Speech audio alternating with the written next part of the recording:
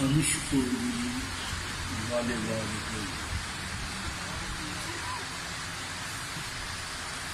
فقد قال اللہ تبارک وتعالی فی مقام آخر کلا اذا بلغت التراقی وقیل من راق ظن انه الفراق والتفت الساق بالساق الى ربك يومئذ المساق صدق اللہ مولانا العظیم. ایک مرتبہ برکت کے لیے جو شریف پڑھیں الصلاۃ والسلام علیک یا سیدی یا رسول اللہ وعلی آلک واصحابک یا سیدی یا حبیب اللہ. معزز حاضرین،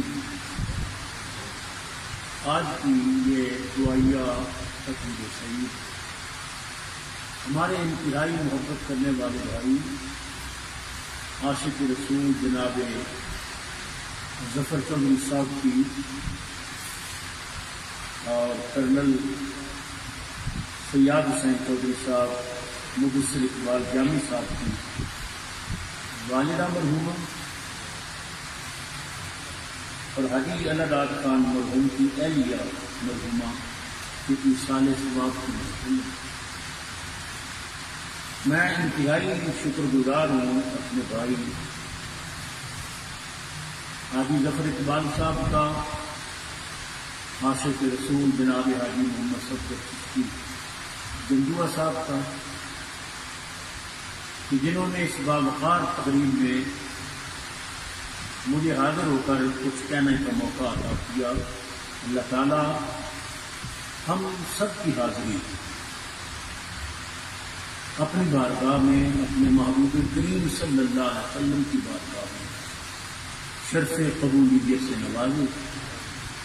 یہ مسلمانوں کا ایک جرگہ ہے جو اللہ کی بارگاہ میں حاضر ہے کچھ التجا کرنے کے لیے. یاد رکھے جہاں تک موت کا تعلق ہے، میں نے جنازہ کے موقع پہ مختصر خطاب میں یہ بات کہی تھی کہ موت یہ انتقال مکانی کا نام ہے. ایک گھر سے دوسرے گھر کی طرف جانا، ایک زمانے سے دوسرے زمانے کی طرف جانا، ایک جہان سے دوسرے جہان کی طرف جانا. پورے قرآن پاک میں اللہ نے یہ نہیں کہا کہ سب نے مرنا ہے. یہ بڑی توجہ کے ساتھ میری گفتگو سنیں. اللہ فرماتا ہے کل نفس ذائقۃ الموت، ہر ایک نے موت کا ذائقہ چکھنا ہے. پورے قرآن میں سبزدہ عثمان غنی صاحب بیٹھے ہیں، دیگر حضرات علماء کرام تشریف فرما ہے. میں ذمہ داری سے یہ بات کر رہا ہوں اور پوری دنیا میں آج سنت کے عقیدے کی ترجمانی کر رہا ہوں. دشمن کی آنکھ میں آنکھ ڈال کے بات کرنے کا رب نے حوصلہ بھی دیا ہے. پورے قرآن میں کہیں نہیں آیا کہ سب نے مرنا ہے. اللہ فرماتا ہے کل نفس ذائقۃ الموت، ہر ایک نے موت کا ذائقہ چکھنا ہے. ذائقہ ثم الینا ترجعون، پھر سب نے ہماری طرف لوٹنا ہے. حضرات محترم، فقہ کا ایک مسئلہ ہے کہ مسلمان عورت کا روزہ ہو، خامد اس کا سخت ہو، اور وہ عورت اپنے خامد سے ڈرتی ہو تو ترکاری پکاتے ہوئے وہ ترکاری کا ذائقہ روزے کی حالت میں چکھ سکتی ہے. یہ فقہ کا مسئلہ ہے، میں بڑی ذمہ داری سے عرض کر رہا ہوں. اس کا یہ مطلب نہیں دو چار بوٹیاں کھا لیں، مطلب یہ ہے کہ شوربہ انگلی سے لگا کے اپنی زبان پہ لگائے اور پھر تھوک دے. وہ جو ذائقہ ہے نا، وہ مسلمان عورت کا روزہ نہیں توڑے گا. اہل سنت کا عقیدہ سورج کی طرح روشن ہو گیا. اگر ترکاری کا ذائقہ مسلمان عورت کا روزہ نہیں توڑ سکتا تو موت کے ذائقے کی کیا ضرورت ہے کہ محمد کے غلام کی زندگی کا روزہ توڑے؟ یہ انتقال مکانی ہے، ایک گھر سے دوسرے گھر کی طرف جانا ہے۔ موت کیا ہے حضرات؟ قرآن پاک میں جو موت کا ایک منظر بیان کیا نا، میں وہ آیات آپ کے سامنے میں نے تلاوت کی ہیں۔ اللہ فرماتا ہے کلا اذا بلغت التراقی، جب جان گلے تک آ جائے گی نا، وکیلا من رہا ہو، گھر والے پریشان ہوں گے، کہیں گے بلاؤ کوئی جھاڑ پھونک کرنے والا، کوئی دم کرنے والا۔ یہ ہمارے معاشرے میں ہے، جب بندہ مر رہا ہوتا ہے روح نہیں نکلتی، تڑپتا ہے، گھر والے کہتے ہیں جلدی کریں، حفظوں کو بلائیں تو سورہ یاسین پڑھیں۔ تو سورہ یاسین کا یہ مطلب نہیں کہ وہ بندے مار دیتی ہے، مطلب یہ ہے کہ اس کی برکت سے جو موت کی سختی ہے وہ کم ہو جائے۔ کلا اذا بلغت التراقی وکیلا من رہا، جب جان گلے تک آ جائے گی کہیں گے کوئی جھاڑ پھونک والا بولو، وظن انہ الفراق، مرنے والا سمجھ جائے گا جدائی کی گھڑی آ گئی، گھر والوں سے بچھڑنے کی گھڑی آ گئی، ماں جدا ہو رہی ہے، بیٹے جدا ہو رہے ہیں، عزیز جدا ہو رہے ہیں۔ قرآن کہتا ہے والتفت الساق بالساق، وہ اتنا نازک وقت ہے نا موت کا کہ پنڈلیاں ایک دوسرے سے پیوست ہو جائیں گی، بندہ تڑپے گا۔ والتفت الساق بالساق الى ربک یومئذ المساق، آج رب کی طرف کوچ کرنے کا وقت آ گیا ہے۔ حضرت علامہ اسماعیل حقی رحمۃ اللہ علیہ نے روح البیان میں لکھا ہے کہ ایک خوش نصیب کو خواب میں نبی پاک کی زیارت ہوئی۔ حضور فرماتے ہیں من رآنی فی المنام فقد رآنی، جس شخص نے خواب میں مجھے دیکھا ہے اس نے مجھے ہی دیکھا ہے۔ فإن الشیطان لا یتمثل بی او کما قال، حضور فرماتے ہیں شیطان کو ضرورت ہی نہیں ہے کہ وہ میری مثال بن سکے۔ شیخ محقق شاہ عبدالحق محدثی دہلوی رحمۃ اللہ علیہ فرماتے ہیں شیطان کسی کو آ کر یہ کہہ سکتا ہے کہ میں تیرا خدا ہوں، مگر یہ نہیں کہہ سکتا کہ میں مصطفیٰ ہوں۔ اللہ نے شیطان کو مصطفیٰ کی مثل بننے کی ضرورت ہی نہیں دی۔ اللہ اکبر، تو وہ خوش نصیب اسے حضور کی زیارت ہوئی۔ وہ کہتا ہے میں نے خواب میں سرکار سے پوچھا، یہ بڑی توجہ کے ساتھ بات کرنے والی ہے، یا رسول اللہ آپ کی ایک حدیث سنی ہے کہ آپ نے فرمایا کہ بندہ مومن کی روح ایسے نکلتی ہے جیسے خمیرے آٹے سے بال نکالا جاتا ہے۔ وہ تو پہلے خمیرہ ہوتا ہے، بالکل نرم ہوتا ہے اور آرام سے بال کھینچ لیے جاتے ہیں۔ یا رسول اللہ یہ آپ کی حدیث ہے؟ حضور نے فرمایا ہاں ہے۔ یا رسول اللہ لیکن قرآن تو جو موت کا منظر بیان کر رہا ہے تو وہ تو بڑا دردناک ہے۔ قرآن کہتا ہے کلا اذا بلغت التراقی وقیل من راق وظن انہ الفراق والتفت الساق بالساق الى ربک یومئذ المساق۔ سبحان اللہ۔ رسول اللہ قرآن کو بڑا مشکل وقت بیان کر رہا ہے، بڑا بندہ اوکھا ہوگا، بڑی پریشانی ہوگی۔ تو آپ کا یہ جو فرمان ہے کہ ایسے روح نکلتی ہے جیسے خمیرے آٹے سے بال نکالا جاتا ہے۔ نبی پاک نے فرمایا میرے عزیز سورہ یوسف پڑھ، تجھے اس کا جواب مل جائے گا۔ سبحان اللہ۔ وہ کہتے ہیں میں صبح اٹھا اور میں نے سورہ یوسف پڑھی، بار بار پڑھی، مگر مجھے کچھ سمجھ نہیں آیا کہ اس کا جواب کہاں ہے۔ میں ایک بزرگ عالم دین کے پاس گیا، میں نے انہیں ساری خواب سنائی۔ انہوں نے کہا نبی پاک نے سچ فرمایا، تو نے غور سے سورہ یوسف پڑھی نہیں؟ اس نے کہا جی آپ بتا۔ تو بزرگوں نے کیا تو نے نہیں پڑھا؟ کہ مصر کی عورتوں نے کہا کہ زلیخا اپنے نوکر پہ عاشق ہو گئی، غلام کو دل دے بیٹھی، یہ شہزادی ہو کے غلام در خرید کے محبت کر دی ہے۔ زلیخا کو جب پتا چلا تو زلیخا نے کہا گھر بیٹھ کے بکواس کرتی ہو، تم نے میرا یوسف دیکھا جو نہیں؟ انہوں نے کہا پھر ہمیں دکھا تو پتا تو چلے تیرا یوسف کیسا ہے۔ وہ بھی چاہتی تھی ہم یوسف کا دیدار کریں، وہ ہے کیسا؟ اللہ کے محترم میں تفصیل میں نہیں جاتا۔ زلیخا نے کہا ٹھیک ہے پھر میری دعوت قبول کرو۔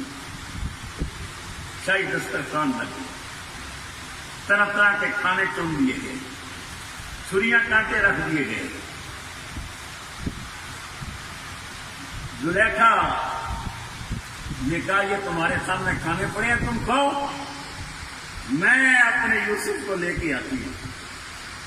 زلیخا اندر گئی، حضرت یوسف علیہ السلام کے قدموں پہ گر گئی اور رو کر کہا یوسف میں نے جب کوئی بات کی آپ نے میری بات نہیں مانی، دل ہمیشہ میرا زردہ ہوا، آج میری محبت رسوا ہو رہی ہے، میرا پیار رسوا ہو رہا ہے، مہربانی کریں ایک دفعہ چلیں انہیں اپنا دیدار تو کروا دیں۔ حضرت یوسف علیہ السلام نبی اپنی مرضی سے کوئی کام نہیں کرتا، نبی کا ہر کام اس کی رضا کے مطابق ہوتا ہے۔ کام تو ملی ہوئی تھی، اللہ کے نبی نے کہا یا اللہ زلیخا کہتی ہے وہاں چل، اللہ نے فرمایا میرے یوسف آج اس کا دل نہ توڑ، اس کی محبت ذلیل ہو رہی ہے۔ تو حضرت یوسف نے فرمایا زلیخا میں تیار ہوں چاہوں۔ تو جناب زلیخا نے کہا جی بڑی مہربانی، پہلی مرتبہ آپ نے کوئی بات تو مانی نا، پر ذرا ٹھہر جائیں۔ فرمایا کیوں؟ کہنے لگی آپ بڑے ہی خوبصورت ہیں، بڑے حسین ہیں، مگر میں چاہتی ہوں کہ آپ نئے کپڑے بدل لیں، کنگھی پھیر لیں، زلفیں سنوار لیں، سرما لگا لیں۔ یہ مصر کی عورتوں نے آپ کو دیکھنا، تن سمر کے ذرا سامنے جائیں نا، کوئی آپ سے عیب نہ نکالے۔ بریکٹ میں مجھے کہنے دو، جب اللہ نے کملی والے کو دنیا پہ بھیجنا چاہا نا تو رب نے فرمایا نبیو تم جاؤ میرے محبوب کی آمد کا اعلان کرو، مدینے والے محبوب کو ذرا ٹھہر جاؤ، بس دعا کا مکھڑا بگا لوں، بلیل کی زلفیں سنوار لوں، آمین کے کنڈل سنوار لوں، میرے محبوب ماذا کا کاجل ڈال لوں۔ 1,24,000 نبیوں کے بعد جانا ہے، مت کوئی منکر عیب نہ نکالے۔ تو بنا سوار کی اللہ نے محبوب کو دنیا میں بھیجا۔ جب یوسف علیہ السلام تیار ہوئے تو زلیخا نے پردے کے پاس کھڑا کیا اور پردہ اٹھا کے دیکھا عورتیں کیا کر رہی ہیں۔ تو قرآن وہ منظر بیان کرتا ہے، یہ ابو بکر کی خطابت کی جولانی نہیں، میں قرآن پیش کر رہا ہوں۔ زلیخا نے پردہ اٹھا کے دیکھا تو ان کے ایک ہاتھ میں سیب تھا، فروٹ تھا، اور دوسری میں چھری تھی، اور وہ فروٹ کاٹ رہی تھی۔ زلیخا نے کہا مالک تیرا شکر ہے، یہ وقت تو میں مانگتی تھی۔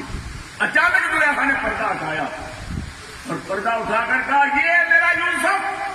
اب سنیے قرآن کیا کہتا ہے، فلما رأینہ اکبرنہ وقطعنا ایدیہم، جب حضرت یوسف کا دیدار کیا اپنے ہاتھ بھی کاٹ لیے، وقلنا حاش للہ ما ھذا بشرا ان ھذا الا ملک کریم۔ سبحان اللہ۔ ہاتھ بھی کاٹے اور قسمیں اٹھا کر کہتی ہیں اللہ کی قسم ہے یہ بشر ہی نہیں ہے، یہ کوئی عزت والا فرشتہ ہے۔ میں ہاتھ جوڑ کے آپ کے ایمان کے دروازے پہ دستک دے کے سوال کرتا ہوں، جب تک انہوں نے یوسف کو نہیں دیکھا تھا، کیا کہیں نوکر ہے، غلام ہے، بردہ ہے، جھلک ایک دیکھی، ہاتھ بھی کاٹے اور قسمیں اٹھا کر یہ بشر ماننے کے لیے بھی تیار نہیں ہے، کہتی ہیں یہ فرشتہ ہے، یہ فرشتہ ہے۔ تو بزرگوں نے کہا یہ آیت جواب ہے تمہارا، جو نبی پاک نے تمہیں فرمایا نا سورہ یوسف پر، تمہیں جواب مل جائے گا۔ اگر یوسف سامنے ہو، ہاتھ کٹ جائیں اور مصر کی عورتوں کو پتہ بھی نہ چلے، یہ ٹھیک ہے قرآن کہتا ہے گلے تک روح آئے گی، بندہ تڑپے گا، بلا تو جھاڑ پھونک کرنے والا، بندہ کہے گا میں دنیا سے جا رہا ہوں، الوداع ہو رہا ہوں، پر نہیں، اس وقت جب مدینے والا سامنے آ جائے گا نا، کملی والے کا دیدار ہوگا، بندے کو کوئی تکلیف نہیں ہوگی، بندہ کہے گا واہ کا اللہ نے آپ کو کیسا بنایا۔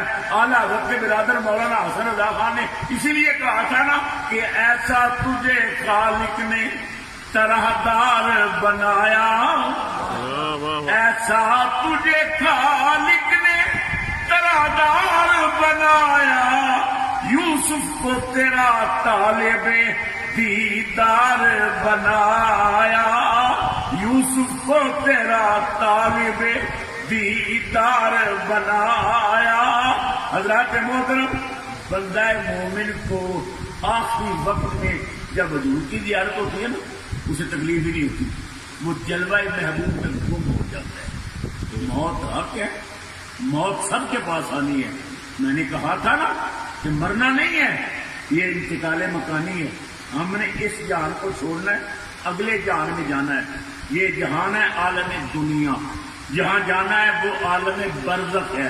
برزخ کہتے ہیں پردے کو، جائیں گے یہ عالم جہنم میں جائیں گے۔ مجھے ایک لمحے کے لیے کہیں موت نظر نہیں آئی کہ کوئی مجھے دکھا دے کہ بندہ مرا کہاں ہے۔ مرنا نہیں ہے، انتقال مکان۔ دیکھنا یہ ہے کہ ہم نے موت کی کوئی تیاری کی ہے، یہ لمحہ فکریہ ہے۔ کسی بادشاہ نے کسی فقیر سے پوچھا تھا کہ ہم دنیا دار موت سے بہت ڈرتے ہیں، لیکن آپ لوگ جو فقیر لوگ ہیں آپ موت سے نہیں ڈرتے، اس کی وجہ کیا ہے؟ تو درویش نے بڑا خوبصورت جواب دیا۔ اس نے کہا ہر آدمی آبادی کو پسند کرتا ہے، ویرانے کو پسند نہیں کرتا۔ تم جو دنیا دار ہو نا، تم نے یہ اپنی دنیا آباد کر رکھی ہے، محلات بنا رکھے ہیں، گاڑیاں ہیں، نوکر چاکر ہیں، عیش ہے، عزت ہے۔ تم نے آگے کی تیاری کی، تمہیں پتہ ہے آگے مار پڑے گی، آگے تمہیں مار نظر آتی ہے، اندھیرا نظر آتا ہے، اس لیے تم مرنا نہیں چاہتے۔ مگر ہم فقیر لوگ، ہم نے دنیا میں تو ٹکڑے کھا کے گزارا کیا، مگر مسلح پہ بیٹھ کے ساری زندگی اپنے رب رسول کو منایا۔ ہمیں معلوم ہے کہ ہمارا استقبال ہوگا، نبی یہ بات ہم پہ خوش ہو جائیں گے، حضور کے سامنے جائیں گے، حضور فرمائیں گے تو نے امتی ہونے کا حق ادا کر دیا ہے۔ تو یاد رکھیں، جو نبی پاک سے محبت کرتے ہیں، سندھ کے ایک بزرگ ہیں، وہ کہتے ہیں مجھے خواب میں حضور کی زیارت ہوئی، تو میں نے کہا یا رسول اللہ یا حبیب اللہ، یہ جو لوگ آپ کا ذکر کرتے ہیں، آپ کی نعتیں پڑھتے ہیں، آپ ان پہ خوش ہوتے ہیں؟ حضور نے ایک جملے میں جواب دیا، فرمایا میرے غلاموں کو بتا دے جو مجھ سے خوش ہوتا ہے میں اس سے خوش ہوتا ہوں۔ حضور اپنی امت کو خوش رہیں، اسی میں ہمارا بھلا ہے، اسی میں ہماری نجات ہے۔ مر جانا ہے، نہ میں نے رہنا نہ آپ رہنا۔ ظفر چودھری صاحب آج ان کی والدہ کا کل شریف ہو رہا ہے، اور وہ ماں کتنی خوش نصیب ہے کہ جن کی کل کی محفل میں اتنے سارے علماء، اتنے ثنا خان اور اتنا قرآن پاک پڑھا گیا، ختم کیا گیا۔ حضرات محترم، ماں بڑی عظیم نعمت ہے۔ انڈیا کا ایک شہر ہے سبا سرسبری، میں اس کا کلام پڑھ رہا تھا، اس نے ایک شعر میں بڑی حقیقت کی بات کی ہے۔ وہ کہتا ہے زندگی کیسے گزرتی ہے سبا ماں کے بغیر، زندگی کیسے گزرتی ہے سبا ماں کے بغیر، یہ ہوا احساس مجھ کو ماں کے مر جانے کے بعد۔ جب ماں مر گئی تو پھر مجھے پتا چلا کہ ماں کے بغیر زندگی کیسے گزرتی ہے سبا ماں کے بغیر، یہ ہوا احساس مجھ کو ماں کے مر جانے کے بعد۔ حد کر دیا، کہتا ہے سارے رشتے داروں کے ہوتے ہوئے ہر یوں لگے، سارے رشتے داروں کے ہوتے ہوئے گھر یوں لگے جیسے ہوں ساری کتابیں گھر میں اور قرآن نہ ہو۔ رشتے دار ہیں، چہل پہل ہے، بھائی ہیں، بھتیجے ہیں، عزیز ہیں، لیکن ماں نہیں ہے۔ ایسا معلوم ہوتا ہے ساری کتابیں گھر میں ہیں اور اللہ کا قرآن نہیں ہے۔ ماں وہ نعمت ہے جو کروٹ دیتی ہے، پھر بھی اولاد کی خیر مانگتی ہے، دعا مانگتی ہے۔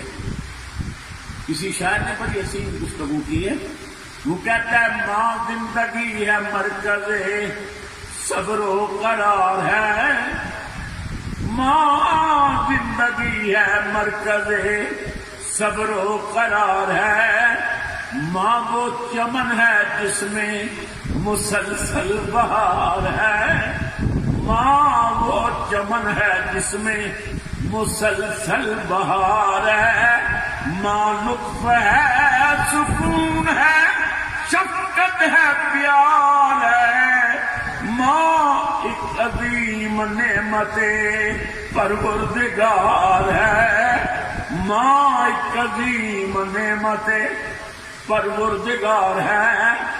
میری تو ساری زندگی، میں 13 سال کا تھا جب سے میں نے کتابت شروع کی، تو سرکار کے گیت گاتے گزری، کبھی کسی ملک کبھی کسی ملک کبھی کسی ٹاؤن، تو اکثر میں گھر میں لیٹ آتا، لیکن خدا کی قسم اٹھا کے کہتا ہوں کہ جب بھی میں گھر میں واپس آیا رات کو، بیوی کا اپنے خامن سے پیار ہوتا ہے، بچوں کا بڑا پیار ہوتا ہے، بیٹیاں بڑا ہی پیار کرتی ہیں، لیکن قسم اٹھا کے کہتا ہوں جب بھی میں نے بیل بجائی، جب دستک دی، بیوی اور بیٹی کی آواز بعد آئی، ماں کی آواز پہلے آئی، بیٹا آ گئے ہو خیر سے، واپس آ گئے ہو۔ میں آپ کو ایک بات بتاؤں، میری والدہ شدید بیمار تھی، میں دورے کے تھا، رات 2-2:30 بجے میں واپس آیا، مجھے احساس تھا کہ امی بیمار ہیں، ان کی نیند خراب نہ ہو، میں نے نیچے جوتے اتار دی اور اوپر جانے کے لیے ننگے پاؤں سے میں چڑھا تاکہ ماں کی نیند خراب نہ ہو۔ دبے پاؤں جب میں اوپر پہنچا تو میں نے دیکھا کہ امی بیڈ پہ بیٹھ کے تسبیح پڑھ رہی تھی اور مجھے کہتے ہیں ابو بکر بیٹا خیر سے واپس آ گئے ہو؟ تو میں نے قدم چوم کے کہا ماں میں تو جوتے نیچے اتار کے آیا تاکہ آپ کی نیند خراب نہ ہو۔ لوگوں، میری ماں نے میرے ماتھے پہ بوسہ دے کے کہا میری بات دل کی تختی پہ لکھ لے، ماں کا رابطہ قدموں کے ٹھک ٹھک سے نہیں ہوتا، دلوں کی ٹھک ٹھک سے ہوتا ہے۔ جب دل پہ رکھتے ہیں تو ماں کو اس دھڑکن کا پتہ ہوتا ہے۔ مجھے کیسے نیند آتی بیٹا، میں تیری انتظار میں تھی، تو ماں اتنی عظیم نعمت ہے۔ ماں ہر وقت دعا، ماں باپ، نبی پاک نے فرمایا جو ماں ہے تمہاری، میرے بندے میرے امتی، تمہاری جنت اس ماں کے قدموں کے نیچے ہے۔ اور جس جنت میں جانا چاہتے ہو نا، اس جنت کا دروازہ تمہارا باپ ہے۔ نبی پاک نے جہاں ماں کو عزت دی وہاں باپ کو بھی عزت کا فرمائی۔ حضور فرماتے ہیں ماں کے قدموں میں جنت، ماں کے قدموں میں جنت ہے۔ جنت لینی حضرت امام محمد رحمۃ اللہ علیہ، یہ ہماری جماعت کے بہت بڑے امام گزرے ہیں، حضرت امام اعظم ابو حنیفہ کے بڑے عظیم شاگرد ہیں۔ آپ سے کسی نے پوچھا کہ امام صاحب یہ بتائیں اگر کوئی بندہ قسم اٹھائے کہ میں کعبہ شریف کی دہلیز کو جا کے بوسہ دوں گا، بھلے پیسہ نہیں ہے، غریب ہے، بیمار ہو گیا ہے، مکے نہیں جا سکتا، تو کوئی صورت ہے کہ وہ اپنی قسم پوری کرے؟ سنیے، حضرت امام محمد نے فرمایا ہاں بیٹا، اگر مکے نہیں جا سکتا نا، اپنی ماں کے مٹی سے بھرے ہوئے پیر چوم لے، قسم پوری ہو جائے گی۔ تو وہ بندہ روک رہا، تو آپ نے فرمایا کیوں روکتے ہو؟ اس نے کہا کس کے قدم چوموں؟ فرمایا میں نے بات بتایا نا ماں کی۔ تو وہ رو کے کہتے ہیں میری ماں تو مر گئی، اگر ماں زندہ ہوتی تو میں قدم چوم کے اپنی قسم پوری کر لیتا۔ میں دکھاتا ہوں امام محمد نے فرمایا رو نہیں بیٹا، ماں کی قبر پہ چلا جا اور پاؤں کی طرف پڑی ہوئی مٹی چوم لے، کعبے کی قسم پوری ہو جائے گی۔ یہ مقام مصطفیٰ کریم نے ماں کو دیا ہے، یہ عزت ماں کو رسول اللہ نے دی ہے۔ ایمان سے بتائیں، اس محفل میں ہمارے کئی بھائی بیٹھے ہیں جنہوں نے 10 15 20 حج کر رکھے ہیں، سینکڑوں عمرے کر رکھے ہیں، بڑا پیسہ۔ آج کل تو حج بہت مہنگا ہو گیا، ویسے بھی کوئی حاجی یہ کہہ سکتا ہے کہ میرا حج قبول ہے؟ نہیں کہہ سکتا۔ الحمدللہ میں 20 مرتبہ وہاں حاضری دی. میں نہیں کہہ سکتا میرا سفر قبول ہے، آپ نہیں کہہ سکتے آپ کا حج قبول ہے. وہ قبول کرے اس کی مہربانی، ٹھکرا دے کسی کا زور نہیں کرے. ناز کرو حضور کی غلامی پہ. رحمت عالم نے اپنی امت کو کتنی عزتیں دے دی. رسول اللہ نے فرمایا میرے امتیوں مکے جاؤ، پیسہ خرچ کرو، طواف کرو، دھکے کھاؤ، مکے کھاؤ، گارنٹی نہیں ہے قبولیت کی. میں تمہیں گھر بیٹھے قبول حج کی گارنٹی دیتا ہوں. ایک دفعہ اپنے ماں باپ کے چہرے کو محبت سے دیکھ لو، قبول حج کا ثواب مجھ سے لے لو. واہ سبحان اللہ. یہ تھوڑی عزت ہے. یہ عزتیں کس نے دی ہیں؟ یہ مدینے والے نے دی ہیں. نبی پاک فرماتے ہیں جب ماں باپ پورے ہو جائیں ان کی دعائیں لیا کرو.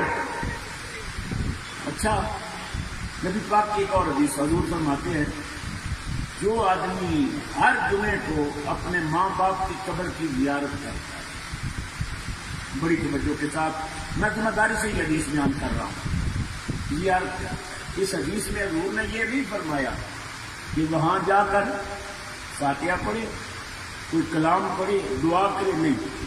اس حدیث میں صرف ماں باپ کے قبر کی زیارت کا ذکر ہے. جو ہر جمعے کو جا کے اپنی ماں کی قبر کو دیکھے، باپ کی قبر کو دیکھے، یہ وہ قبر ہے جس میں میری ماں لیٹی ہے، یہ وہ قبر ہے جس میں میرا باپ لیٹا ہے. حضور فرماتے ہیں ہر جمعے کو جا کے زیارت کرنا تمہارا کام ہے. اللہ تعالیٰ اس کا نام اپنے ولیوں میں لکھ دیتا ہے. صرف ماں باپ کی قبر کی مٹی دیکھنا سے کتنا مقام. یہ مقام کس نے دیا ہے؟ یہ رسول اللہ نے دیا ہے. رسول اللہ اپنی امت میں بڑے شفیق ہیں. حضور بڑے کریم، حضور بڑے لجپال ہیں. حضرت علامہ یوسف نبھانی رحمۃ اللہ تعالی علیہ آپ فرماتے ہیں میں نے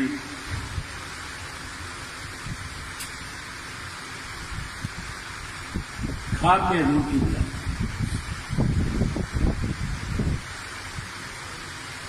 نبی پاک نے فرمایا یوسف نبھانی تو نے جو کتاب لکھی ہے نا میں اس میں بڑا خوش ہوں.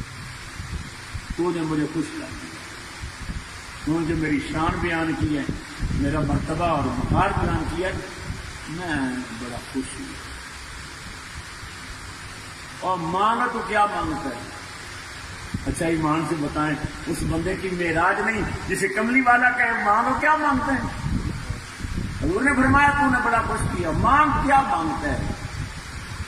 تو آپ کہتے ہیں یا رسول اللہ میں جو مانگوں گا آپ دیں گے. حضور نے فرمایا میں نے خود کہا ہے نا مانگ تو صحیح نہ، کیا مانگتا ہے؟ اچھا ذرا قریب میرے آ. حضور نے قریب بلایا اور قریب بلا کے نبی پاک نے بازو کھولے، فرمایا میرے سینے لگ جا، تو نے بڑی اچھی کتاب لکھی ہے، میں بڑا خوش ہوں، لگ جا میرے سینے. حضور نے سینے کے ساتھ لگا کر کہا مانگ کیا مانگتا ہے؟ یا رسول اللہ جو مانگوں گا آپ دیں گے. فرمایا میں نے خود ہی کہا ہے نا مانگو کیا مانگتی ہو؟ یا رسول اللہ مانگتا ہوں اور میں واپس نہیں جانا چاہتا، اسی جگہ میں میری موت آ جائے، میں واپس جانا نہیں چاہتا. رسول اللہ نے فرمایا تو جانتا ہے تو کیا مانگ رہا ہے؟ موت. یا رسول اللہ موت مانگ رہا ہوں مگر آپ کے سینے سے لگ کر مانگ رہا ہوں. ہمارے بہت بڑے شاعر ہیں سید ناصر حسین شاہ رحمۃ اللہ علیہ. تو ناصر شاہ صاحب سے کسی نے کہا کہ آپ سنی بریلوی مولوی نعت خان یہ مدینہ مدینہ کیوں کرتے ہیں، کیوں مدینہ جانا چاہتے ہیں؟ تو جو جواب ناصر شاہ صاحب نے دیا نا یہ میری آج کی کتاب کا پیغام ہے. ناصر شاہ صاحب نے کہا ہم اس لیے مدینہ مدینہ کرتے ہیں جب مدینے جائیں گے نا تو سرکار دو عالم کی نگاہوں میں رہیں گے، سرکار دو عالم کی نگاہوں میں رہیں گے، رحمت کی سکون بخش پناہوں میں رہیں گے، تڑپیں گے تو آغوش میں لے لیں گے وہ ناصر، اور کچھ دیر تو سرکار کی باہوں میں رہیں گے، کچھ دیر تو سرکار کی. وہ کتنا خوش نصیب ہے جو حضور کے سینے کے ساتھ لگ جائے اور نبی کریم سرور عالم کے سینے کے ساتھ لگ کے اس کی روح ہو جائے. یہ فیروز شاہ تغلق یہ بڑا عظیم بادشاہ گزرا تغلق خاندان کا، اور تاریخ ہند میں اس کا بہت ذکر آیا. تو یہ اتنا خوش نصیب تھا فیروز شاہ کہ اس کے پاس ایک پتھر تھا جس پہ نبی پاک کا قدم مبارک نقش اللہ حضور کا قدم مبارک. حضور نے پتھر پہ اپنا پاؤں رکھا. حضور کی محبت میں پتھر موم ہو گیا. جیسا مقام ابراہیم پہ حضرت ابراہیم علیہ السلام کے قدم دونوں وہاں نقش ہے نا کھبے ہوئے ہیں، اسی طرح وہ پتھر کے سینے پہ حضور کا قدم نقش ہو گیا. یہ فیروز شاہ تغلق اسے بڑی محبت سے حضور سے بڑا پیار کرتا تھا. تو یہ کیا کرتا، یہ ہر روز وہ پتھر منگا کے اس میں پانی ڈالتا اور وہ پیتا اور اپنے منہ پہ مل لیتا اور بہت ساری دعائیں کرتا. صبح اٹھتا پھر ایسے کرتا، پھر تخت پہ بیٹھ جاتا اور کام کرتا. جس کی خالہ کا بیٹا تھا فتح خان، تو فتح خان سے اس کی بڑی محبت تھی. خالہ کا بیٹا تھا، آپس میں بڑی دوستی تھی، پیار تھا. تو فتح خان نے ایک دن کہا فیروز شاہ، اور تم میری خالہ کا بیٹا ہے یار، تو ایک مہربانی نہیں کرتا اس نے کہا کیا یار تیرے پاس حکومت بھی ہے، اقتدار بھی ہے، پیسے کی تمہیں کمی نہیں ہے، نوکر چاکر وزیر کابینہ تیرے پاس یار بہت کچھ ہے، تو ایسا کر کے پتھر مجھے دے. فیروز شاہ کی آنکھوں میں آنسو آ گئے. اس نے کہا فتح خان کاغذ قلم لے آنا، تمہیں حکومت لکھ کے دے سکتا ہوں، یہ پتھر میں نہیں دے سکتا. بادشاہ کہ تم خالہ کا بیٹا ہے، میں حکومت لکھ کے دیتا ہوں، یہ پتھر میں نے نہیں دے سکتا. فتح خان پیچھے ہی پڑ گیا، پیار بھی بڑا تھا، محبت بڑی تھی. ایک دن تنگ آ کے نا فیروز شاہ نے کہا یار تو پیچھے ہی پڑ گیا ہے، اچھا میں ایک فیصلہ کرتا ہوں. فیروز شاہ نے کہا یار ہم دونوں میں سے جو بھائی پہلے مر گیا نا، یہ پتھر قبر میں اس کے سینے پہ رکھ کے دفن کر دیا. یہ کہنے کی دیر تھی تو فتح خان نے نعرہ لگایا اور کہا خدا کی قسم ہے اب پہلے میں مروں گا. اس نے کہا تو کیسے کہہ سکتے تو پہلے مرے گا؟ اس نے کہا میں مروں گا پہلے، یہ پتھر میرے سینے پہ دیکھا جائے گا، میں جاؤں گا ساتھ لے کر سرکار کی بارگاہ میں. فیروز شاہ نے کہا آپ کو قسمت کے ساتھ دیتی ہے. یہ فتح خان وہاں سے نکلا اور گھوڑے پہ بیٹھا، سر پٹ گھوڑا دوڑا کے پانی پت پہنچا. وہاں بہت بڑے موجود فقیر تھے، کبیر الاولیاء رحمۃ اللہ علیہ، آپ کی بارگاہ میں آیا. وہ بڑے مستجاب الدعوات تھے، موجود قسم کے فقیر تھے. تو جب ان کے دروازے میں پہنچے کہا کہ حضرت صاحب کہاں ہیں؟ انہوں نے بتایا حضرت صاحب اس وقت جذب کی کیفیت میں ہیں، وہ کمرے میں ہے، مگر وہ عالم جذب میں ہے، اس وقت کوئی ان کا جذبہ برداشت نہیں کر سکتا. بس جذب سے باہر نکلیں گے پھر تمہاری ملاقات ہو سکتی ہے. فتح خان نے کہا جذب کی کیا فکر میں ہے، میں موت تو لینے آیا ہوں. زبردستی دروازہ کھولا، اندر چلا گیا. حضرت صاحب جذب میں تھے، کھڑے تھے، اور فتح خان یہ کونے میں کھڑا ہو کے سر جھکا کے آپ کے چہرے کی طرف دیکھ رہا. اچانک جذب ختم ہو گیا اور آپ نے فتح خان کی طرف دیکھ کر کہا بڑے ضدی ہو مگر پسندیدہ ہو، بڑے ضدی ہو مگر پسندیدہ ہو. وہ جا تو اپنا سینہ ٹھنڈا کر. اللہ اکبر. کسی نے کہا فتح خان اب تیر نکل چکا ہے، کیا تمہارا کام ہو گیا؟ جب باہر نکلا تو ایک فقیر کھڑا تھا، اس نے کہا فتح خان تیر نشانے پہ لگ گیا ہے، اب تجھے بھی نہیں پہنچ سکے گا، پہلے مر جائے. اب فتح خان پریشان ہو گیا، میں راستے میں مر گیا، لاوارث سمجھ کے مجھے دفنا دیں گے. وہ سویا تک نہیں، سر پر کو ساتھ گھوڑا لگایا تاکہ میں دہلی کے قریب جا کے مروں. فیروز شاہ کو پتا تو چلے. جب وہ دہلی کے قریب پہنچا، نیل نے تنگ کر دیا. اس نے گھوڑا روکا اور ایک درخت کے سائے کے نیچے آ کے لیٹ گیا. سنتیں لکھ رہی. تو جب لیٹا تو اس نے خواب میں دیکھا نبی پاک نے اسے اپنے سینے سے لگا. اللہ حضور کے سینے کے ساتھ لگ کے نہ اس کی موت آ گئی. جب موت آئی تو کسی نے پہچان لیا یہ تو فتح خان ہے. فیروز شاہ کو اطلاع ملی کہ فتح خان ہے. اب تاریخ بتاتی ہے کہ فیروز شاہ اس سخت تاریخ اس نے اپنے ہاتھوں سے غسل دیا, کفن پہنایا, جنازے کو کندھا دیا اور رو کر کہتا تھا فتح خان تو جیت گیا میں ہار گیا, تو جیت گیا میں ہار گیا. قبر میں اتارا اور فیروز شاہ نے کہا کہ یار وہ پتھر لے کر آؤ میں اپنا وعدہ پورا کر سکوں. پتھر آیا, اس میں پانی ڈالا, وہ پیا, چہرے پہ ملا, سر پہ رکھ کے بہت ساری دعائیں مانگی اور پھر پتھر فتح خان کے سینے پہ رکھ کر کہا یار میں نے اپنا وعدہ پورا کر دیا ہے, کریم آقا کو میرا سلام کہتے محترم کہ مصطفیٰ سے پیار کرتے ہیں, مصطفیٰ میں ان سے پیار کرتے ہیں, اپنے رسول کے وفادار بن جاؤ.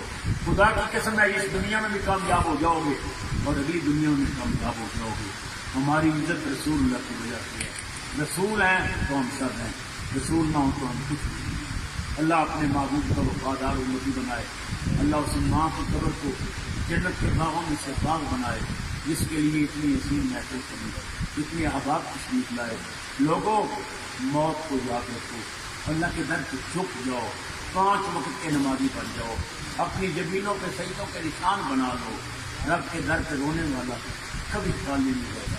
نبی پاک فرماتے ہیں جب بدلا گناہگار اپنے گناہوں کو یاد کر کے روتا ہے نا, اس کی آنکھوں سے آنسو ٹپکتے ہیں تو وہ اپنی آستین سے صاف کرنا چاہتا ہے. قدرت کی آواز آتی ہے نہ میرے بندے نہ, یہ میری یاد میں لکھنے ہیں, میں خود صاف کروں گا.